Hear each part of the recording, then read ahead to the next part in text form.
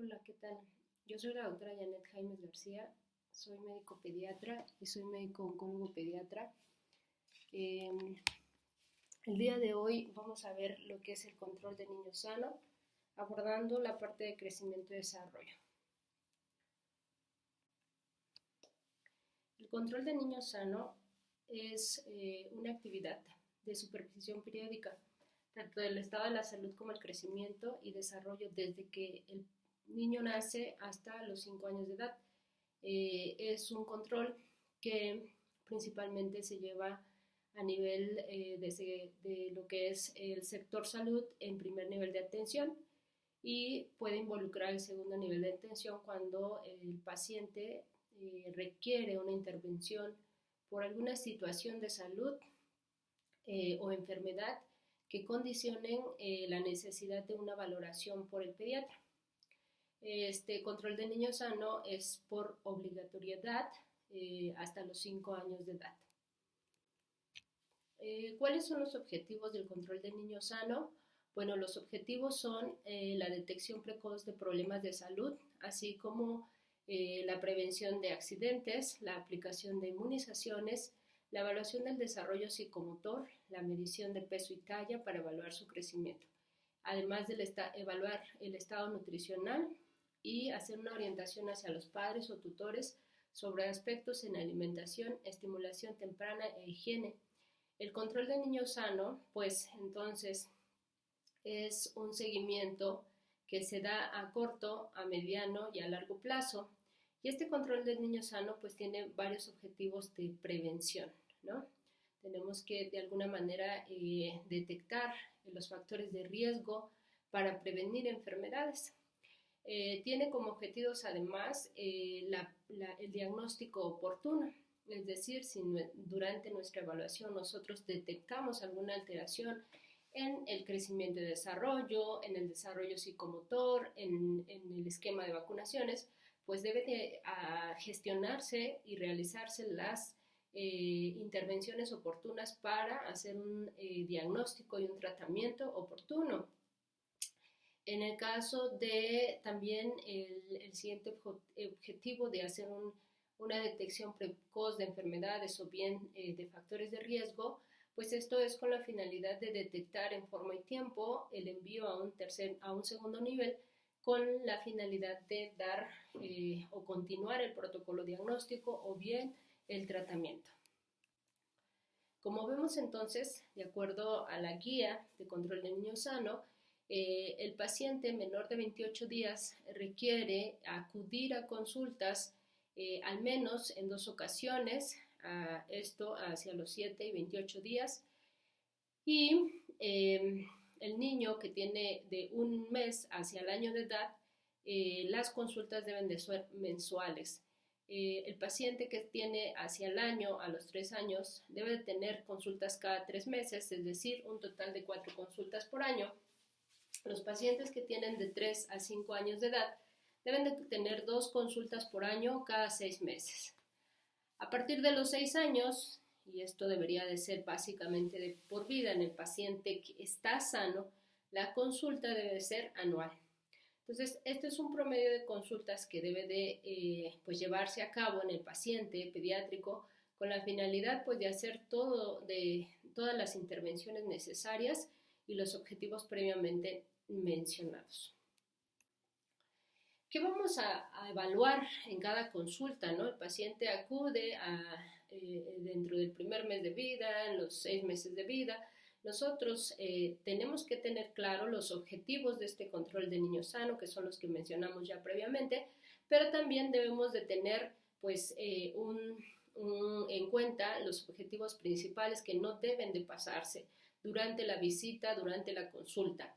Y estos son la somatometría. En cuanto a somatometría, pues requerimos que el paciente se le dé un seguimiento de peso y talla, perímetro cefálico e índice de masa corporal.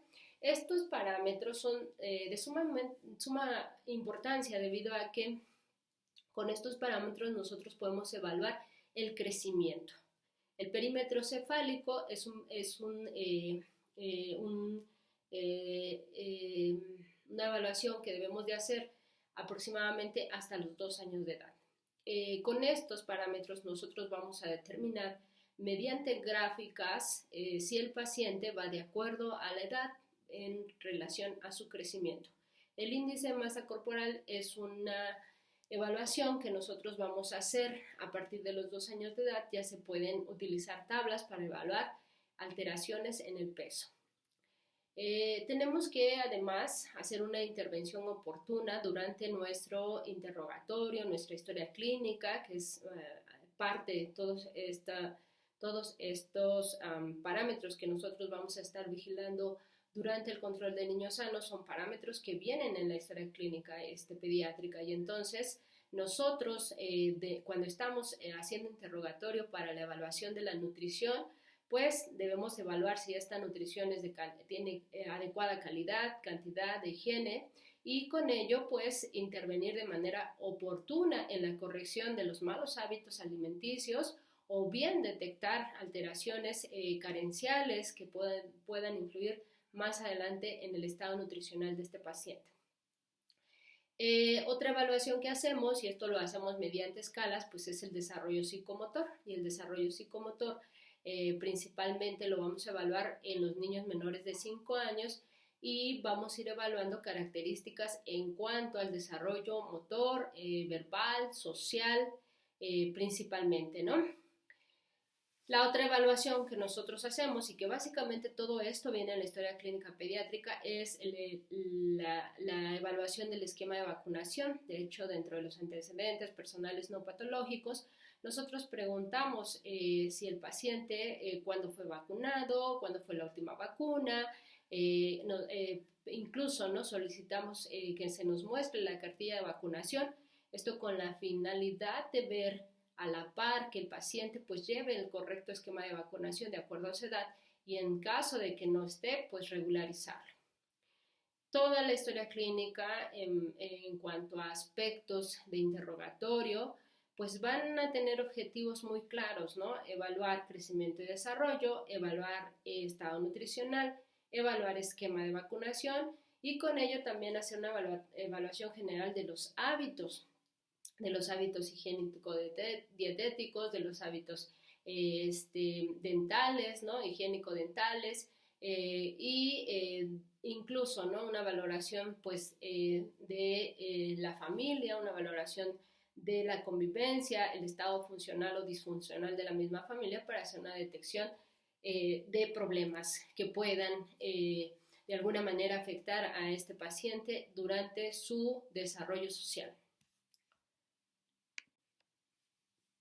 Es importante en pediatría conocer los grupos etarios. Esto es porque finalmente en pediatría tenemos durante toda la edad pediátrica particularidades específicas en relación al crecimiento y el desarrollo con respecto a grupos etarios. Incluso, ¿no? Cuando hacemos patologías, cuando se ven patologías, todas las patologías con respecto a la clínica, con respecto a la epidemiología, pues bien, a la fisiopatología, van relacionados con los grupos etarios, dado que el paciente pues tiene diferentes características en cuanto a su evolución en estas etapas de la vida con respecto a estos aspectos fisiológicos, y por lo tanto es importante en pediatría que nos familiaricemos con los grupos etarios. Tenemos la etapa prenatal o intrauterina, que pues es la etapa que comprende desde la concepción hasta el momento del nacimiento. También tenemos la etapa de recién nacido, que es desde que el paciente nace hasta los 28 días de vida. Luego viene la etapa de lactancia o lactante, que va del mes de edad, hacia los 24 meses. La etapa del preescolar, que es hacia los 2 años hasta los 5 años 11 meses, y la etapa del escolar, que es de los 6 años a los 10 años en la mujer, y en el varón, en los niños, a partir de los 6 años hasta los 12 años.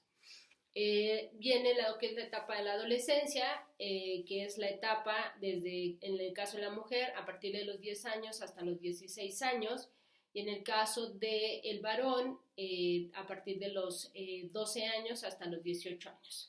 Las siguientes etapas, pues bueno, no involucran la parte pediátrica, sin embargo, sí es importante conocerlas como parte, pues, de nuestra formación académica, ¿no? Y porque, bueno, finalmente los médicos de primer nivel de atención pues tienen que hacer esta particularidad de la clasificación de las edades ya en la etapa de adulto.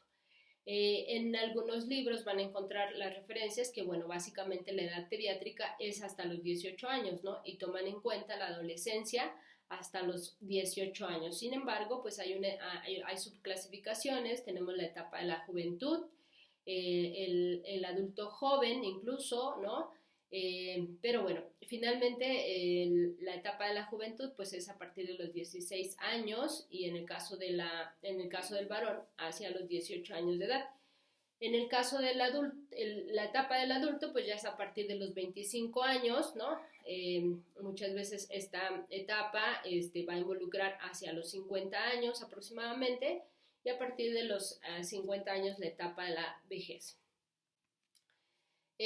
Bien, pues entonces nuestro control de niño sano va enfocado en parte a valorar durante nuestra historia clínica, durante nuestro interrogatorio, a valorar varios aspectos como dijimos, ¿no? Que es entre uno de ellos el crecimiento y el desarrollo. Para comenzar, pues tenemos que definir qué es crecimiento y qué es desarrollo. El crecimiento se va a definir como un aumento del tamaño corporal, producto de la multiplicación de las células y del aumento del tamaño celular, ¿no? Está proliferando, se está creciendo y se está multiplicando. En el caso del desarrollo, es un ordenamiento especial de las células en órganos y tejidos, su organización en sistemas, la adquisición gradual en especificidad y capacidad funcional. En pocas palabras podemos decir pues que el crecimiento de un paciente es que va aumentando de tamaño, ¿no? En talla, en peso y en el caso de esto por el crecimiento o la multiplicación de las células, ¿no? Y el desarrollo básicamente es que esa célula que se multiplicó adquiera una etapa adquiera las funciones para la cual fue desarrollada, ¿no? A través de un proceso de diferenciación o maduración. Tenemos que recordar lo que son las leyes del crecimiento. Y entonces tenemos la ley de la velocidad, la ley de la dirección, tenemos la ley del ritmo, la ley de la secuencia y de la continuidad. Bien sabemos pues que en las diferentes etapas pediátricas el crecimiento de cada uno de los tejidos es de manera diferente, por lo tanto tiene una velocidad diferente en cada una de las etapas de la vida o en cada uno de estos grupos etarios. Tiene una dirección porque el desarrollo incluso, ¿no? Es cefalocaudal, además es próximo distal. Tiene un ritmo porque finalmente pues cada quien va a tener o cada individuo tiene un ritmo de crecimiento. En el caso particular de la etapa pediátrica, bien sabemos que hay un ritmo diferente de crecimiento en las niñas versus los niños, ¿no? Los momentos de crecimiento rápido son completamente diferentes a los momentos de crecimiento de una niña versus un niño. Tiene una secuencia y una continuidad porque finalmente es algo que va a ser secuencial y continuo. Por ejemplo, ¿no? En el caso del tejido linfoide, ¿no? En los primeros años de vida tiene un crecimiento más lento conforme va avanzando la edad, va a tener un pico, ¿no? Y finalmente un descenso hacia la adolescencia. Y esto pues nos marca también que estas leyes o principios del crecimiento y desarrollo, ¿no? Y es secuencial y continuo porque finalmente el proceso va teniendo un objetivo final, ¿no? En el caso de una diferenciación, pues la célula pasa por un proceso de maduración y deben ser eventos continuos para que finalmente esa célula termine de madurar. Bueno, en relación a la evaluación del crecimiento, nosotros tenemos 4 parámetros muy importantes que nunca debemos de olvidar como parte de nuestra evaluación para el crecimiento, que son el peso, la talla, el perímetro cefálico y el índice de masa corporal. Y estos parámetros son por normativa de acuerdo a la guía de práctica clínica. Considerar pues que cuando estamos haciendo la evaluación del peso en la consulta de primer nivel de atención, debemos de tener en cuenta que el lactante habitualmente debe estar sin ropa, ¿no? En el caso de un niño mayor que debe estar cubierto, pues hay que tratar de quitarle el suéter, ¿no? A veces los niños vienen muy cubiertos, traen zapatos, entonces hay que tratar de evitar pues que haya un sobrepeso por ropa adicional o zapatos, ¿no? Debemos de tener cuidado con nuestra balanza o nuestra pesa debe estar bien calibrada para tener exactitud o tener un peso pues lo más adecuadamente tomado. Cuando nosotros hacemos la evaluación de peso, una vez que tenemos esta medición, la regla es que debemos de utilizar tablas de peso y talla para la edad con curvas de crecimiento. Tenemos 2 principalmente curvas de peso-talla que se utilizan, que son las de la Organización Mundial de la Salud y de la CDC. Y hay ciertas recomendaciones, ¿no?, para la utilización de ellas. Es bien importante que nosotros conozcamos qué tabla vamos a utilizar o qué curva vamos a utilizar de acuerdo a lo que vayamos a evaluar. En el caso de tener ciertos conocimientos básicos de cómo el paciente va adquiriendo peso a través de las diferentes etapas de la vida, pues tenemos algunas reglas que vamos a encontrar en las diferentes bibliografías. Sabemos pues que un promedio al nacimiento de peso es de 3.5 kilos aproximadamente, ¿no? Al año debe el paciente aproximadamente pesar como un promedio 10 kilos, hacia los 5 años 20 kilos. Sabemos también como regla que el paciente va a duplicar el peso a los 6 meses, va a triplicar el peso al año, va a cuadriplicarlo hacia los 2 años. En el caso de preescolar va a ganar aproximadamente 2 kilos por año. Y en el caso del escolar de 3 a 3.5 kilos por año.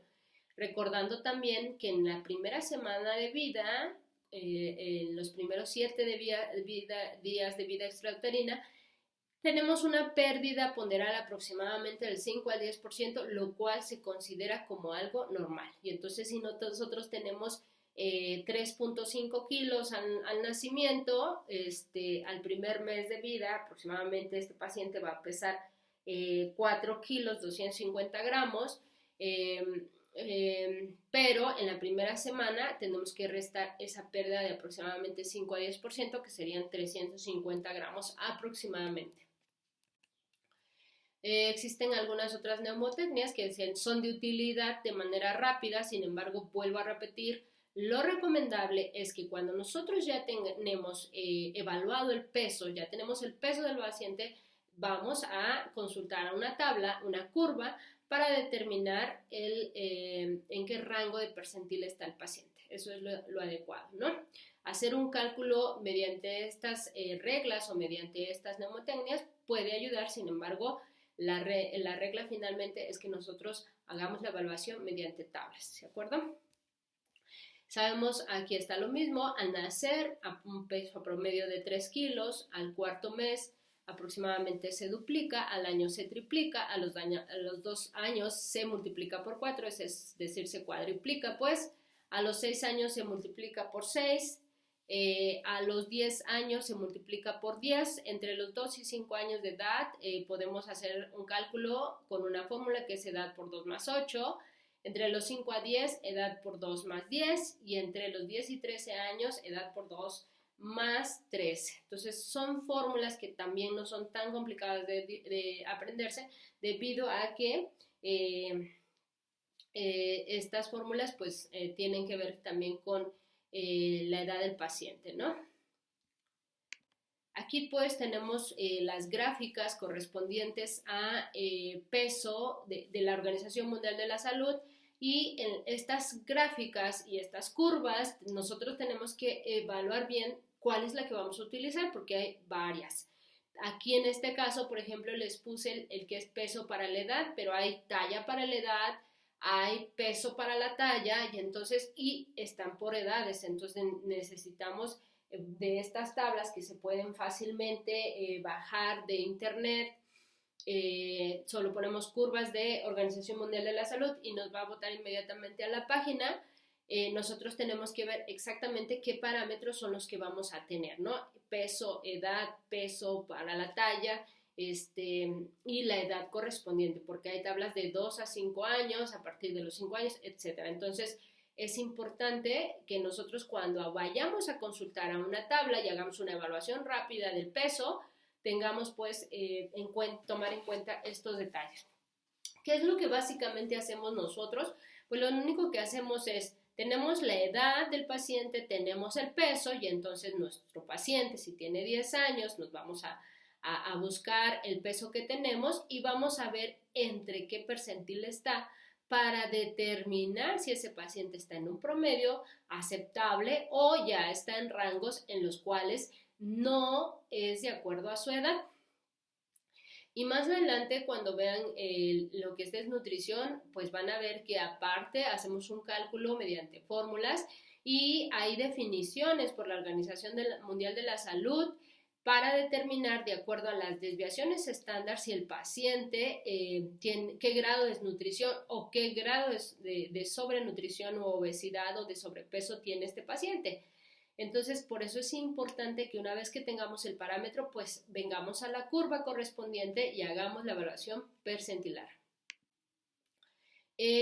Por otro lado, pues tenemos lo que es la talla, y en el caso de la talla, los menores de 2 años, es importante nuevamente al momento que estamos haciendo la evaluación, es decir, la medición pues de la talla, tener en cuenta que en los menores de 2 años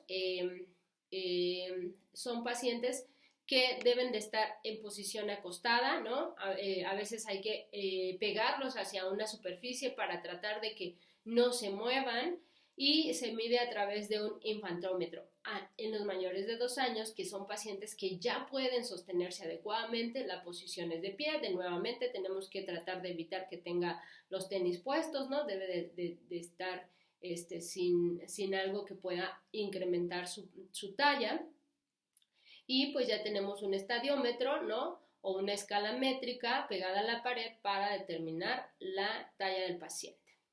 Como regla sabemos que un paciente cuando nace va a tener 50 centímetros de talla, al año aproximadamente tiene 76 centímetros, son promedios, recuerden. A los 3 años aproximadamente 91 centímetros y hacia los 4 años 101 centímetros. Mayores de 4 años hacia la pubertad, los pacientes aproximadamente tienen una ganancia de 5 a 7.6 centímetros por año. A veces otro dato que hacemos de evaluación es lo que es la talla blanco familiar, y esto es a través de fórmulas, y esto a veces es muy importante porque de repente, sobre todo en los pacientes ya más grandes, que no están, que están dentro del rango de su talla, sin embargo no están en las percentilas más ideales, pues habrá que hacer un cálculo de acuerdo a su talla familiar, de determinar, ¿no?, si está habiendo algún factor genético propio de los padres, los cuales estén impactando en su talla. Y entonces estas fórmulas son, en el caso del niño, pues se hace la evaluación de la talla paterna más la talla materna. Lo único que tenemos que hacer pues es tener estos datos, ¿no? Medir al papá, medir a la mamá, o tener estos datos, lo sumamos, lo dividimos entre 2, y en el caso del niño sumamos 6.5 centímetros. En el caso de la niña, lo que vamos a hacer es restar 6.5 centímetros para sacar la talla blanco familiar. Neumotecnias que conocer, bueno, al nacer 50 centímetros, el primer trimestre incrementa 16, el segundo semestre va a incrementar, el primer semestre va a incrementar 16 centímetros, el segundo semestre 8 centímetros, con un total de 24 centímetros en un año, ¿no? con un total de 76 centímetros para el año de vida, que es la misma regla que vimos anteriormente. Durante el segundo año va a incrementar 1 centímetro por mes. A los 2 años, la mitad de lo que va a ser su talla del adulto, ¿no? Y a los 4 años va a duplicar, se duplica la talla del nacimiento, ¿no? Hacia los 2 y 7 años de edad existe alguna fórmula que podemos utilizar, que es edad por 5 más 80, y entre los 2 y 13 años de edad se va a triplicar la talla al nacimiento.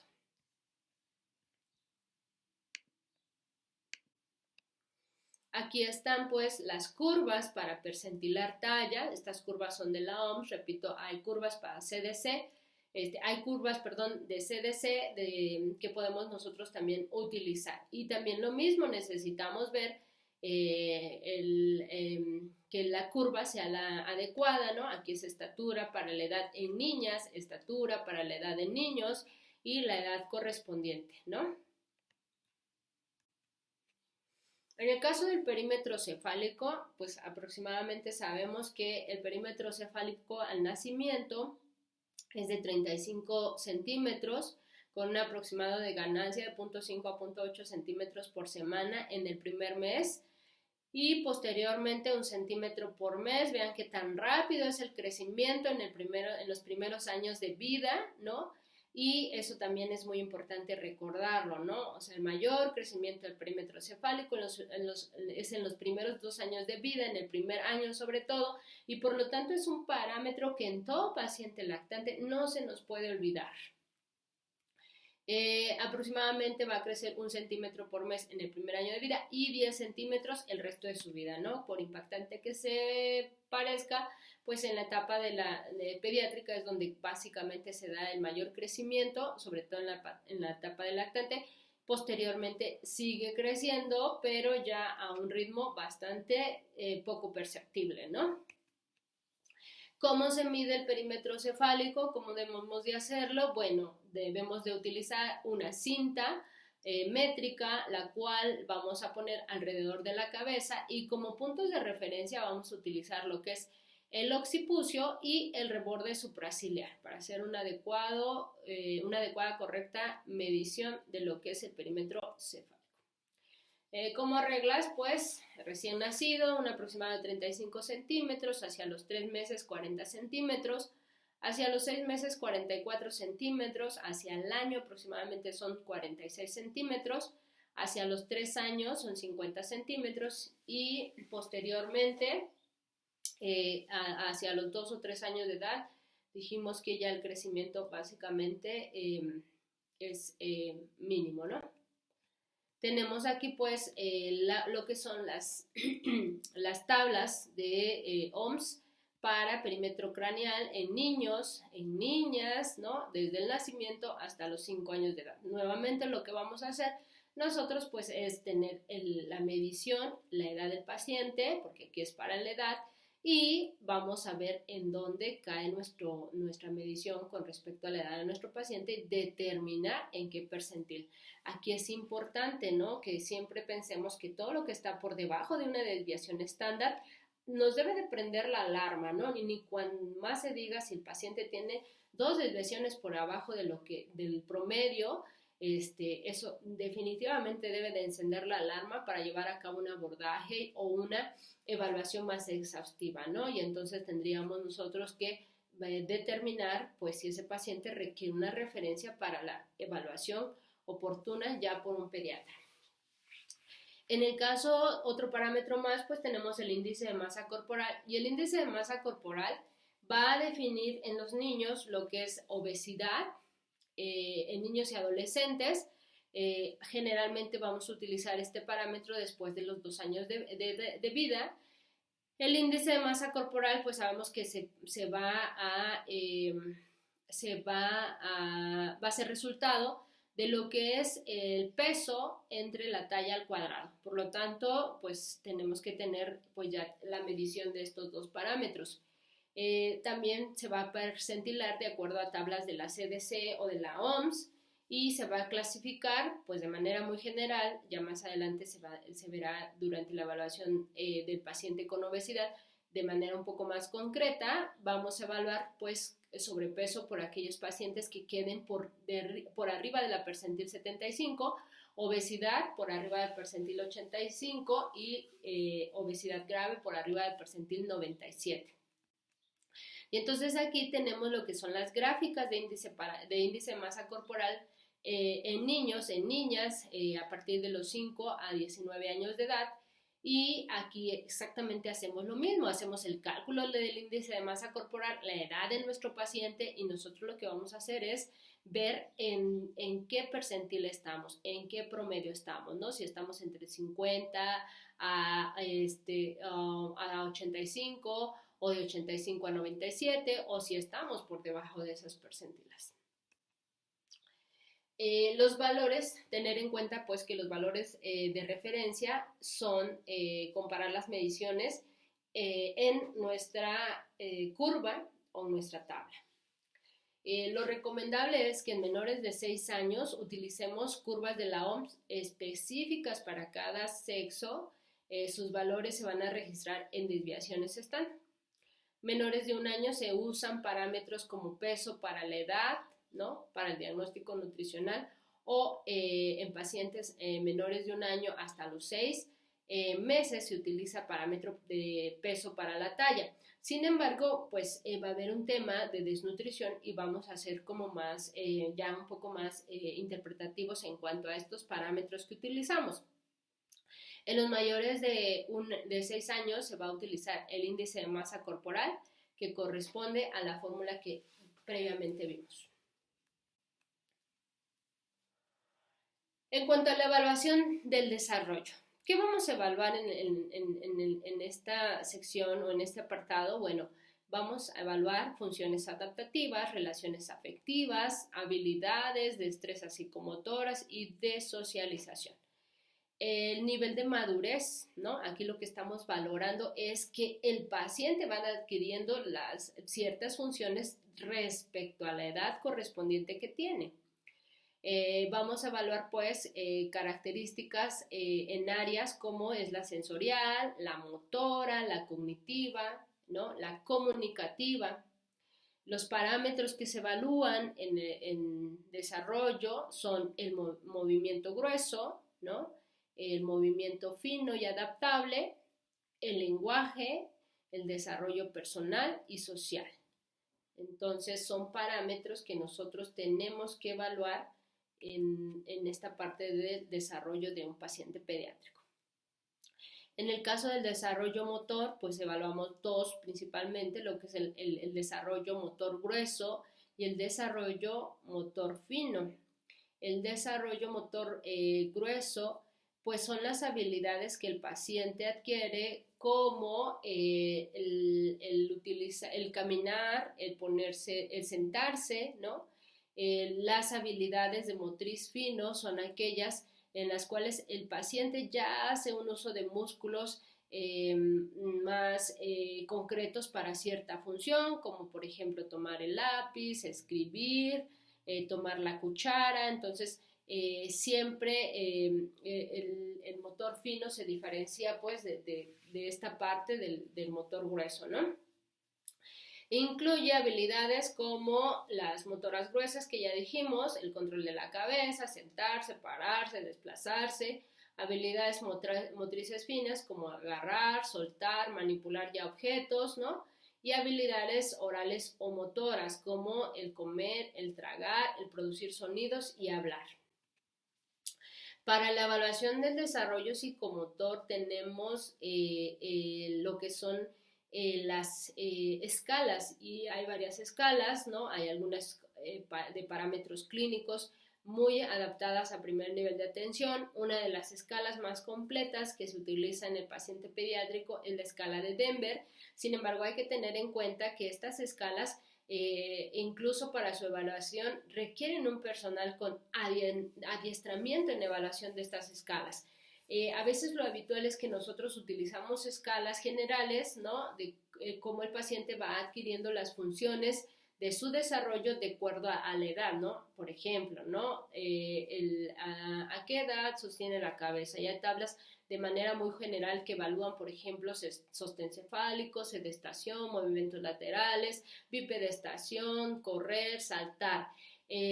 A qué edad toma la cuchara, a qué edad empieza a decir monosílabos, palabras, frases incompletas, frases no interpretables aún, frases claras, y entonces son de manera general con promedios de edades. En el caso de la escala de Denver es exactamente lo mismo, sin embargo quizá ya es un poquito más concreta en evaluar ciertas funciones, y en esta escala vamos viendo los parámetros que se tienen de acuerdo a cada uno de los puntos a evaluar en cuanto a lo motor grueso, fino, lenguaje y social. Y entonces lo que hacemos nosotros pues es interpretar esta escala de acuerdo a la edad del paciente, y vamos preguntando qué es lo que ha logrado en cuanto a su desarrollo de acuerdo a cada una de las etapas del paciente pediátrico. Y vamos a ir viendo pues si está dentro de los promedios para haber alcanzado esta función, tanto como lo mínimo o como el máximo de edad permitido para alcanzar cada una de estas funciones, ¿no? de estas situaciones en cuanto a su desarrollo. Y entonces pues esto lo hacemos, la evaluación del desarrollo lo hacemos con escalas, lo hacemos con tablas para poder nosotros ir interpretando si el paciente va de acuerdo va desarrollando las funciones de acuerdo a su edad. En el caso de la escala de Denver, pues se utiliza sobre todo para menores de 6 años, como les había dicho, pues la mayor evaluación del desarrollo psicomotor lo hacemos en pacientes menores de 5 años, porque es donde precisamente hay un desarrollo tan claro, tan evidente en cuanto a las funciones, ¿no? Tan solo en un año el paciente de estar básicamente acostado, pues logra pararse, logra caminar, ¿no? Entonces, son las grandes diferencias, y por eso en el primer año de edad, pues esta etapa de desarrollo es bastante acelerada. A veces, ¿cómo interpretamos estas escalas? Bueno, vamos como un parámetro anormal. Si el paciente tiene 2 o más áreas con 2 puntos no aprobados, o una área con 2 puntos no aprobados, ¿no? Aquí en esta escala viene un puntaje y nosotros vamos determinando el puntaje. En el caso de la escala, en el caso de un desarrollo normal, pues son todas las áreas aprobadas, o bien una área con un punto no aprobado. Otra de las valoraciones que se hacen en cuanto al desarrollo psicomotor, pues es que ejecute las conductas correspondientes a la edad cronológica, ¿no? Y podemos decir que esto puede ser normal si es que va a hacerlo de acuerdo a su edad, queda limítrofe si es que ejecuta conductas a edad inmediata o a la anterior. En el caso de anormal es que no va a ejecutar las conductas correspondientes a su edad ni a la inmediata anterior, ¿no? O sea, como el máximo límite, por así decirlo. Hay ciertos focos que nosotros debemos de tener en cuenta en la consulta para determinar que son signos de alarma del desarrollo psicomotor. Y entonces tenemos pues que al mes de edad, el paciente que tiene irritabilidad persistente, trastornos en la succión, no fija la mirada momentáneamente, no reacciona a los ruidos, nos deben de interpretar que algo está pasando.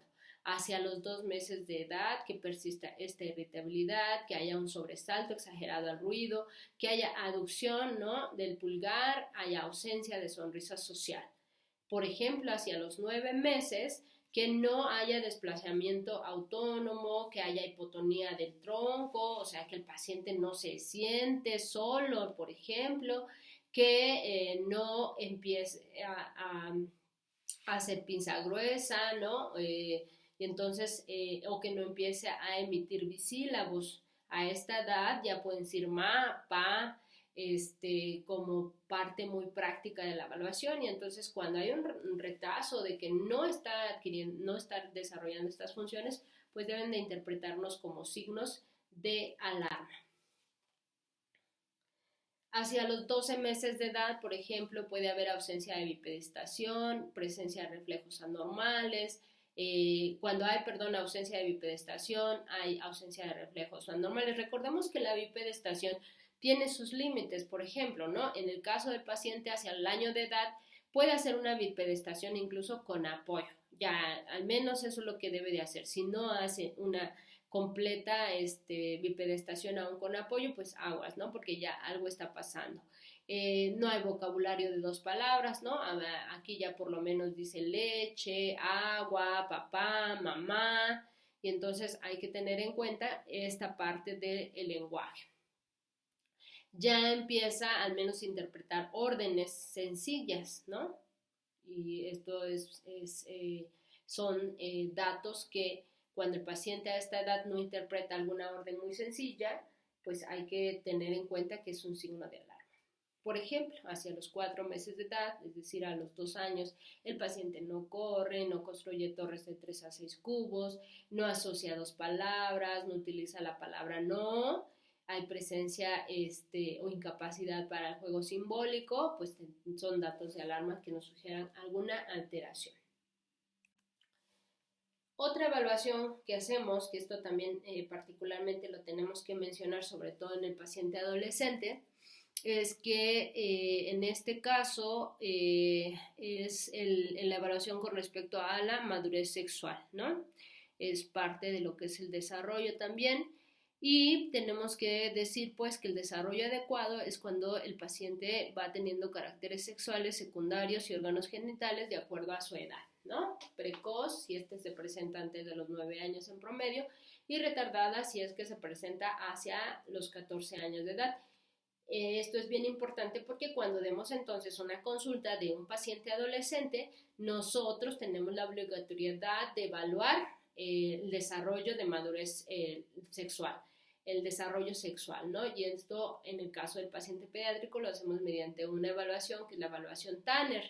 Esta evaluación tenemos ciertas edades, ¿no? En el caso de la mujer, por ejemplo, la etapa 2 va a iniciar hacia los 11 años de edad, en el caso del varón hacia los 12 años de edad, y el inicio de lo que es la etapa 5 va a ser aproximadamente hacia los 13 años de edad, y en el caso del varón hacia los 16 años de edad. Entonces, está comenzando esta etapa, esta edad, por lo tanto, este paciente, pues a los 16 años, podríamos decir que ya en cuanto a la madurez sexual, pues ya hay un adecuado desarrollo de genitales, ¿no? ¿Y qué parámetros pues evalúan? Pues en el caso de la mujer, por ejemplo, evalúa principalmente el desarrollo de las mamas, evalúa lo que es la aparición del vello púbico, desde la telarca, hasta el desarrollo mamario como tal. Y en el caso del el masculino, pues va a evaluar lo que es el desarrollo de el pene, ¿no? De los testículos, del vello púbico. Y aquí más o menos nos va diciendo un aproximado en tamaño de volumen de los testículos. Así nosotros entonces sabemos que esta evaluación pues básicamente es por exploración física. Nosotros tenemos al momento de explorar al paciente hacer una evaluación pues del Tanner, ¿no? En cuanto a estos parámetros. Por lo tanto, es bien importante y como siempre seguramente lo han escuchado, es que en todo paciente que vamos a explorar y sobre todo siendo un niño, pues se tiene que pedir el consentimiento, se tiene que informar, se tiene que explicar en qué consiste y el objetivo que va a tener la evaluación de esta madurez sexual, ¿no? En un paciente adolescente. Nunca debe de ser solo y tiene que estar acompañado por un adulto. Ahora bien, en el caso de otra de las evaluaciones a veces que se hacen, y esto es una evaluación también en conjunto que debemos de hacer para valorar el estado nutricional del paciente, es lo que es la edad dental. La edad dental es un parámetro que ya vamos a evaluar de manera clínica, ¿no? Y de manera interrogatorio, ¿no? Nosotros habitualmente, ¿qué hacemos? Pues preguntamos a qué edad fue el brote dentario, ¿no? Si el paciente está en esta etapa de brote dentario, nosotros tenemos que evaluar, pues, qué pieza dentaria apareció, a qué mes aproximadamente. Muchas veces las mamás no se acuerdan bien cómo fue el orden, por lo tanto, a veces tenemos que omitir Si no hay esa información, pues tenemos que pasar a la siguiente, que sería una exploración de la cavidad oral, y esto lo debemos de hacer desde las etapas tempranas. Ahora, la evaluación de lo que es la higiene bucal, pues es algo diferente. No confundamos, en este caso estamos valorando la edad dental que sea que corresponda a la edad del paciente, ¿no? Si nosotros tenemos un lactante de 6 meses, pues sabemos que quizá, ¿no? Puede haber ya brote dentario, ¿no? De los incisivos superiores centrales, pero probablemente no. Pero si tenemos uno ya de 9 meses, es muy probable que ya tenga el brote inicial de los incisivos superiores, ¿no? Y entonces, ¿qué hacemos nosotros? Pues preguntamos, pero a la par exploramos, ¿no? Al momento de hacer la exploración física tenemos que hacer una evaluación de cuántas piezas dentarias. Si el paciente ya pasó esta etapa de lo que es el brote dentario, de lo que es la aparición de la dentadura temporal o de la dentadura decidual o caduca, pues nosotros a veces no hacemos esta evaluación concretamente. Se va a hacer en el momento que competa a las edades correspondientes, ¿no? Aquí tenemos pues lo que es la evaluación de lo que es la edad dental ya definitiva, ¿no? En este caso, y la que es temporal, ¿no? Y aquí más o menos vienen los promedios de edades. Hay tablas también correspondientes de manera muy general para que nosotros lo recordemos, ¿no? Porque pues aquí están las edades en donde se lleva a cabo este proceso de cambio dentario o de aparición dentaria, y por lo tanto sí es importante evaluar. ¿Por qué? Porque nosotros tenemos que, este es un parámetro más que se evalúa en el caso de la desnutrición en un paciente pediátrico. Sin embargo, pues sí es importante que se haga una evaluación de este parámetro durante la consulta de control de niños sanos.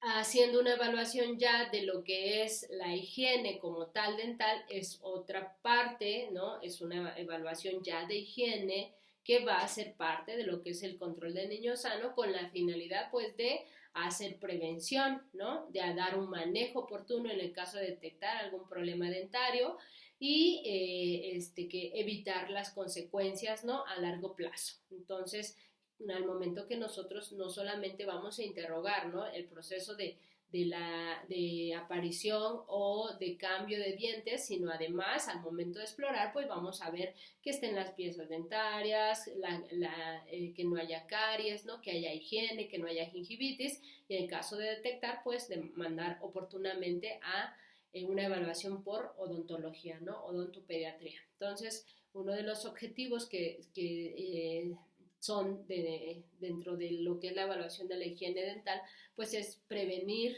¿no? Caries, manejar enfermedades periodontales en caso de que las detectemos, ¿no? Tratamiento precoz de los traumatismos dentales. En el caso del niño es muy común, ¿no? Que se llegue a romper dientes, ¿no? Que se llegue a fisurar, que se llegue a lastimar, y entonces hay que hacer una evaluación concreta para una referencia oportuna. Y también tenemos que hacer prevención primaria y diagnóstico precoz de lo que es la maloclusión dentaria, ¿no? De hecho, el paciente tiene que pasar evaluaciones periódicas de edades muy tempranas con el odontopediatra, con la finalidad de hacer una evaluación un poco más concreta y detectar estos problemas. Simple y sencillo porque finalmente todo el proceso de desarrollo de los dientes, pues también si nosotros no hacemos correcciones oportunas, pues ese paciente tiene más oportunidad de problemas dentarios en la vida adulta, ¿no? La recomendación es que haya una valoración de la salud bucal y consejos sobre hábitos saludables en los controles del recién nacido, a los 12 meses, a los 4 o 5 años y de por vida, básicamente, ¿no? Tenemos que hacer las recomendaciones oportunas en cuanto al aseo, ¿no? El paciente, aunque sea un bebé de 1, 2, 3, 4, 5 días, tenemos que dar los consejos necesarios a la mamá para la higiene dental. Desde ahí tenemos que cuidar la encía, tenemos que cuidar el futuro brote dentario, ¿no? Y habitualmente, pues, lo único que hacemos es una higiene dental a través de una gasa o a través de un paño limpio, con agua tibia y hacer la limpieza únicamente, ¿no? Ya cuando el paciente pues tiene dientes como tal, pues entonces hay que hacer el cepillado de manera oportuna y hay cepillos especiales para los pacientes pequeños, para los de meses, para los niños de ya más grandecitos, hay esta parte de la evaluación. Y bueno, hay esta parte de las recomendaciones incluso en el uso de las pastas, ¿no? Y en el uso de los cepillos adecuados para la edad. Hacia los 2 años la recomendación, ¿no? Por la guía de práctica clínica es que nosotros vigilemos carie dental, alineación, malformación, oclusión. A los 8 años debemos de mandar a ortodoncia preventiva. Incluso, ¿no? Hoy en día, antes de los 5 años, el hacer una ortodoncia preventiva va a ayudar a todos estos problemas de maloclusión, ¿no? Más adelante y evitarle al paciente pues andar con aparatos de ortodoncia por un tiempo prolongado más adelante, ¿no? Una evaluación que hacemos dentro de lo que es ya parámetros para desnutrición en la edad ósea, sin embargo, pues esto no es un parámetro de rutina que se hace durante el control del niño sano, pero tenerlo en cuenta que es un parámetro que podemos hacer evaluación si nosotros detectamos algún problema de desnutrición principalmente, ¿no? O de algún sobredesarrollo. La edad ósea principalmente nos va a interpretar la madurez del sistema esquelético, se hace a través de la valoración de una radiografía de la muñeca, la mano y los dedos, y los dedos derechos, ¿no? El del lado derecho se comparan con imágenes radiográficas en un atlas estándar y hay métodos también, tanto los métodos clásicos, ¿no? A través de esta comparación por atlas, a través del atlas o bien ya mediante scores que son métodos automáticos, ¿no? A nosotros lo único que nos van a interpretar en el caso de que mandemos a hacer la radiografía, la interpretación va a venir edad ósea correspondiente a 5 años, ¿no? Y entonces mi paciente tiene 7, mi paciente tiene 3, ahí es donde nosotros valoramos si está atrasada o está adelantada. Lo que sí, durante control del niño sano tenemos que hacer una valoración de la agudeza visual y esta valoración de la agudeza visual es con la finalidad de ver pues si hay una disminución o una ausencia de la visión, ¿no? Y esto porque de alguna manera más adelante se va a interpretar como alteraciones en la comunicación. A veces hay pacientes que no ven bien, ¿no? Y tienen estos problemas en cuanto a su desarrollo, en cuanto a su comunicación, ¿no? A su aprendizaje, a su relación social, porque no se detecta un problema visual. Nuestro objetivo va a ser detectar anomalías oculares desde la etapa del lactante, ¿no? Como las cataratas, como el ojo, lo que es, aquí se hace una valoración de lo que es el reflejo rojo del ojo, ¿no? Valorar algunos defectos como son los estrabismos, ¿no? Y hacer detección oportuna de refracción y de ambliopia, que incluye pues una inspección de lo que son los ojos, ¿no? Hacemos la observación, hacemos la medición de la agudeza visual y para eso tenemos tablas que nos pueden ser de utilidad. Estas tablas van a depender de la edad del paciente, ¿no? Si el paciente no tiene la capacidad todavía de interpretar o de identificar letras, ¿no? Pues vamos a utilizar imágenes. Y aquí lo importante pues es hacer una detección oportuna de alteraciones que tengan que ver con defectos de refracción, que tengan que ver con alteraciones como son el estrabismo, la ambliopia. Los controles recomendados son a los 28 días y 6 meses, valorar el comportamiento visual y descartar anomalías oculares. A los 6 meses y hasta los 2 años realizar pruebas de oclusión para detectar estrabismo y ambliopia. Y hacia los mayores de 2 años medir la agudeza visual con las cartillas específicas para niños, ¿no? Las famosas cartillas de Snell, por ejemplo, ¿no? Y tenemos diferentes. Podemos utilizar formas, podemos utilizar letras con la finalidad de que hagamos una adecuada valoración e interpretación de esto, ¿no? En el caso de pacientes más pequeños, pues lo único que hacemos es una valoración general, como valorar, por ejemplo, recién nacido, digo, hacia el mes de vida o los lactantes, pues vamos a valorar el movimiento, vamos a valorar la apertura, el cierre, los movimientos oculares, ¿no? La posición de las pupilas, hacemos una valoración general, pero no olvidemos que debemos de hacerlo desde manera muy temprana, ¿no? No hasta que el niño ya tenga más de 2 años. Otro parámetro a evaluar, pues es lo que es la audición, ¿no? Durante el control de niño sano, nosotros tenemos que valorar la audición, y esto es con la finalidad de detectar de manera temprana, pues, que el paciente no escuche, ¿no? Y a veces esto es con la finalidad de detectar hipoacusia infantil, ¿no? Que finalmente va a ocasionar alteraciones del lenguaje. En el primer mes de vida, pues hacemos sobre todo la evaluación solamente la reacción a los sonidos, ¿no? El paciente ya debe de tener esta capacidad de al menos interpretar un sonido, ¿no? De exaltarse al momento de que escucha un sonido, y poco a poco pues va reconociendo la voz, ¿no? Ya empieza a interpretar órdenes más adelante, precisamente por la capacidad que tiene para escuchar, ¿no? La recomendación es realizar una prueba, una valoración auditiva por medio de pruebas subjetivas como aplaudir, un chasquido de los dedos o emitir cualquier tipo de ruido, ¿no? Que es la valoración más sencilla. Sin embargo, pues hay pruebas bien específicas, ¿no? En el caso del paciente neonato, que quizás sea el que, pues de alguna manera nos puede costar un poquito más en la evaluación de la audición. Y aquí pues ya se utilizan pues pruebas específicas, ¿no? Para clínicas, como es las autoemisiones acústicas o los potenciales evocados. Más adelante, ¿qué tenemos que hacer? Pues lo mismo, ¿no? Hablar al paciente, ver si interpreta lo que estamos nosotros hablando, ¿no? La capacidad ya de hacer pruebas más específicas a través de un diapasón, por ejemplo, ¿no? Esto dependerá pues de la edad, ¿no? Estas pruebas pues obviamente en pacientes más pequeños pues no las vamos a poder, pero en un escolar, en un paciente ya adolescente, claro que es pues mucho más evidente que van a ser más factibles hacer la evaluación correspondiente. Otro parámetro finalmente que tenemos que evaluar es el esquema de vacunación, y como les había comentado, pues esto lo hacemos mediante el interrogatorio, mediante cerciorarnos a través de la cartilla de vacunación que el paciente va de acuerdo a las edades correspondientes para la aplicación de las vacunas de acuerdo a la normativa, ¿no?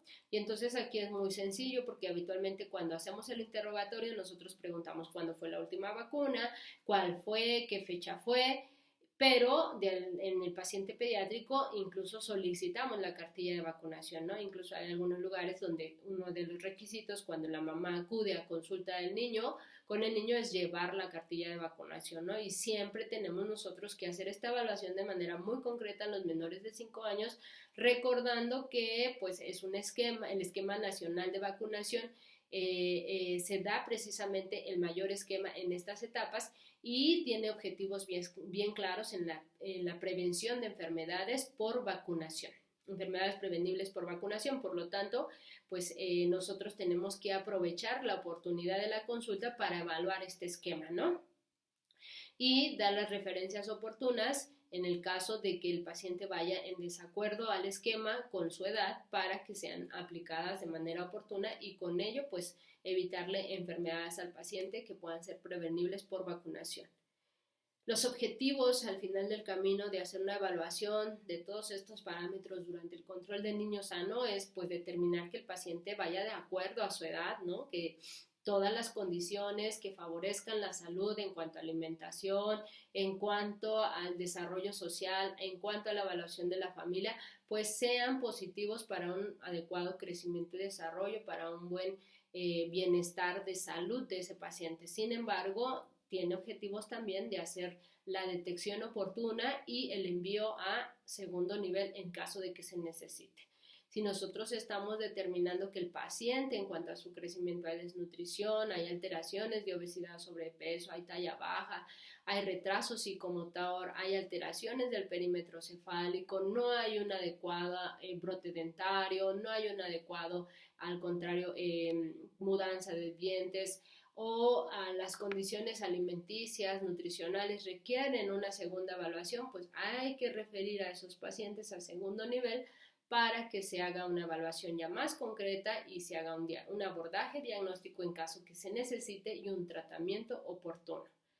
Y entonces, en conclusión, pues el control del niño sano es un control precisamente que se va a dar seguimiento a través de consultas mediante las cuales nosotros vamos a evaluar el crecimiento, el desarrollo, vamos a evaluar el estado nutricional, vamos a evaluar los hábitos alimenticios, los hábitos higiénico-dietéticos, higiénico-dentales, vamos a evaluar ámbitos familiares, sociales, que de alguna manera favorezcan la salud del paciente pediátrico. Y esto, o bien que estén desfavoreciendo la salud de este paciente para hacer detecciones oportunas, consejería oportuna, o bien referencia oportuna para evaluación diagnóstica y tratamiento. Y con ello pues concluimos lo que es la evaluación de control del niño sano y el crecimiento y desarrollo. Gracias.